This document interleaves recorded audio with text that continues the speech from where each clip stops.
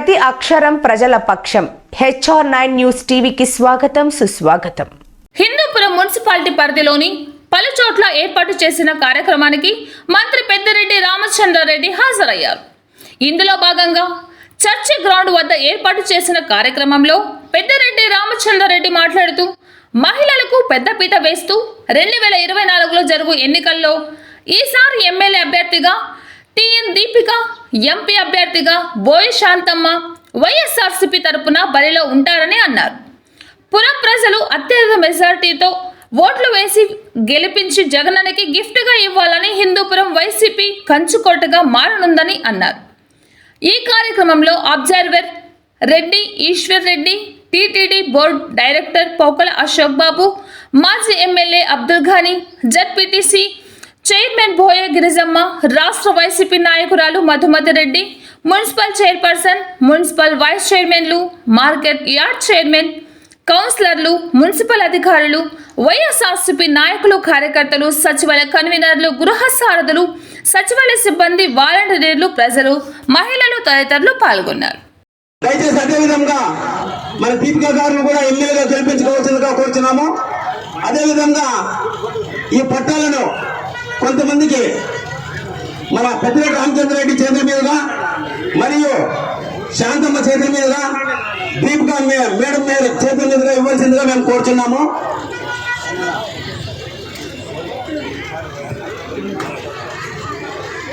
సభకు అస్సలాము అలైకుం.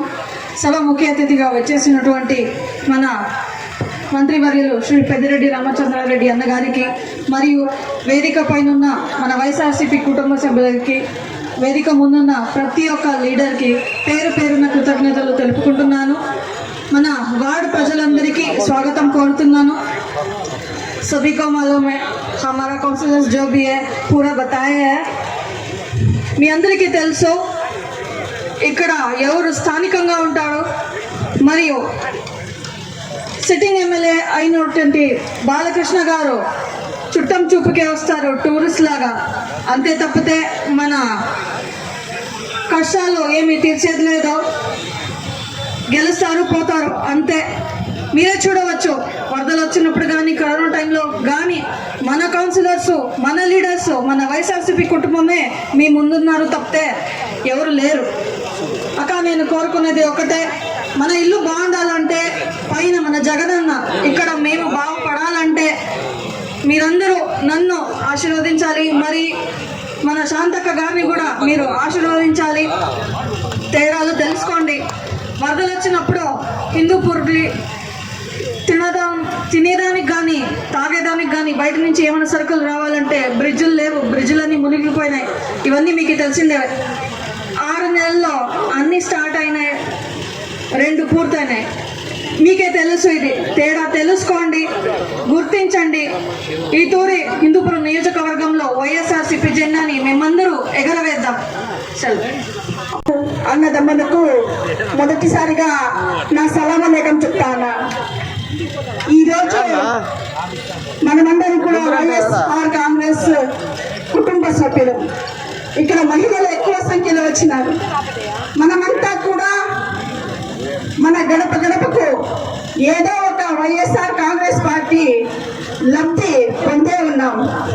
మనందరినీ కూడా జగనన్న సొంత అక్క చెల్లెలక్క భావించినారు. మనకు అదే రకంగా పనులు కూడా చేస్తా ఉన్నారు. దయచేసి మీ మీద ఉన్న నమ్మకంతో ఈరోజు మీ మధ్యలోకి మీ అక్క చెల్లెళ్ళైనా కుర్మ దీపమ్మను ఎమ్మెల్యేగా, అదే రకంగా బోయ శాంతి అయిన నన్ను మీ మధ్యలో పంపడం జరిగింది. ఈ రోజు వరకు వైఎస్ఆర్ కాంగ్రెస్ పార్టీ నుంచి మనమంతా కూడా లబ్ధి పొంది ఉంటే గడప గడపకు జగనన్న మమ్మల్ని కూడా మీ మధ్యలో మీ అక్క చెల్లెల వాళ్ళని ఉండి ఇంకా సేవ చేసుకోమని చెప్పి పంపించినారు. దయచేసి మీరందరూ కూడా మన ఇద్దరిని మీ ఇంటి బిడ్డలాగా కొని మీరందరూ కూడా ఆశీర్వదించండి.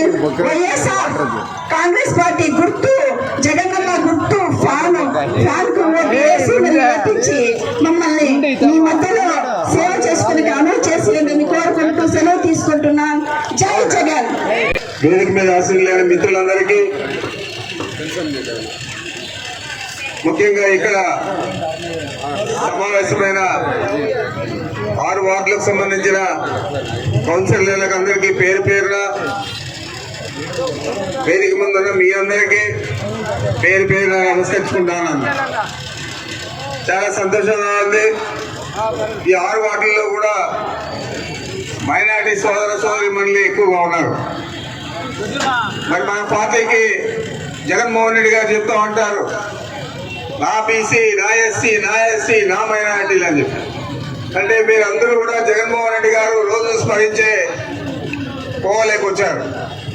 మీకు తెలియదు కాదు, మైనారిటీలకు ఈ రాష్ట్రంలో కాదు భారతదేశంలో మొట్టమొదటిసారి 4% రిజర్వేషన్ తెచ్చిన ఘనత మన దివంగత ముఖ్యమంత్రి రాజశేఖర రెడ్డి గారు. ఆ రోజు రాజశేఖర రెడ్డి గారు 5% రిజర్వేషన్ పెడితే సుప్రీంకోర్టు దాకా చంద్రబాబు నాయుడు పోరాడి దాన్ని 4% తగ్గించాడు. మరి రాజశేఖర రెడ్డి గారు పెట్టిన తర్వాతే మీ పిల్లలంతా చాలా మంది డాక్టర్లు అయ్యారు, ఇంజనీర్లు అయ్యారు, విదేశాలకంతా కూడా పోయారు. అవన్నీ కూడా మీరు గమనించాలని చెప్పి మీకు మనవి చేస్తా ఉన్నాను.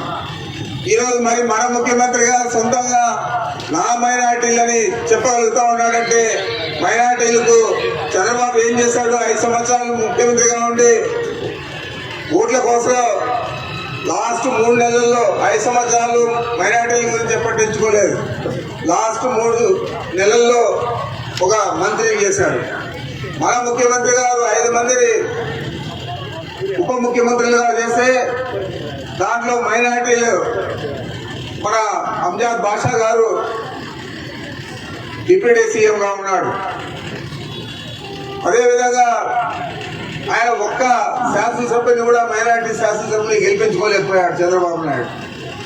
మన ముఖ్యమంత్రి గారు 5 సీట్లు ఇస్తే 4 స్థానాలలో మన మైనారిటీ సోదరులు గెలిచారు.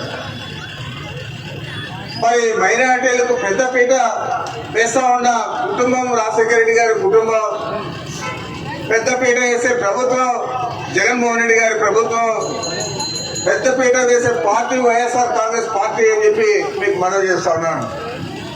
ఈరోజు రాష్ట్రంలో అనేక కార్యక్రమాలు చేశారు జగన్మోహన్ రెడ్డి గారు. అనేక కార్యక్రమాలు ఈ 5 సంవత్సరాల్లో చేసినవన్నీ కూడా ఎన్నికల ముందు చెప్పిన మాటలే. చెప్పినవన్నీ చేసి తిరిగి మళ్ళా మీ ముందుకు ఈ నెలలోనే నోటిఫికేషన్ వస్తారు ఎన్నికలకు. వచ్చిన తర్వాత మీ ముందుకు జగన్మోహన్ రెడ్డి గారు వస్తారని కూడా మీకు మనవి చేస్తా ఉన్నాను. మరి 2014లో ఏం చెప్పాడు చంద్రబాబు నాయుడు? ఏదైనా ఒకటైనా అమలు చేశాడా? మహిళా సంఘాల రుణాలు ఏమైనాయి?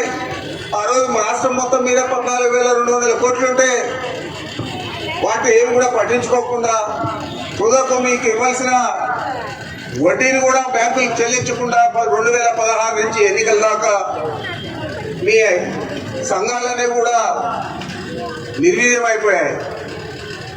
తిరిగి మళ్ళా జగన్మోహన్ రెడ్డి గారు చెప్పిన మాట ప్రకారం ఎన్నికలైన వెంటనే మీ అందరికీ కూడా అన్ని రకాల మహిళా సంఘాలకు చేయూతనిచ్చాడు.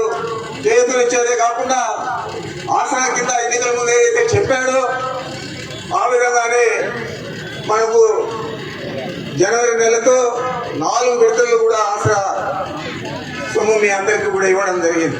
దాదాపు 25,000 కోట్ల పైన ఈ రాష్ట్ర వ్యాప్తంగా ఇవ్వడం, అది కూడా మీ అకౌంట్లకే నేరుగా బట్టల్లోకి మీ అకౌంట్లకే వేయడం జరిగింది. ఎక్కడ కూడా లంచాలకు తావు లేకుండా చేయడం జరిగింది. మరి చెప్పిన మాట చేశాడా లేదా అని మీరు ఆలోచన చేయాలని మీకు మనవి చేస్తా ఉన్నాను. ఇంకా చేయూత కింద చాలా మంది మహిళలు ఉన్నారు. ఇక్కడ ఉండేవాళ్ళు 40 సంవత్సరాల నుండి 60 సంవత్సరాల లోపల ఉండేవాళ్ళు. వారికి కూడా 4 విడతల్లో 75,000 రూపాయలు ఇస్తా అని చెప్పాడు.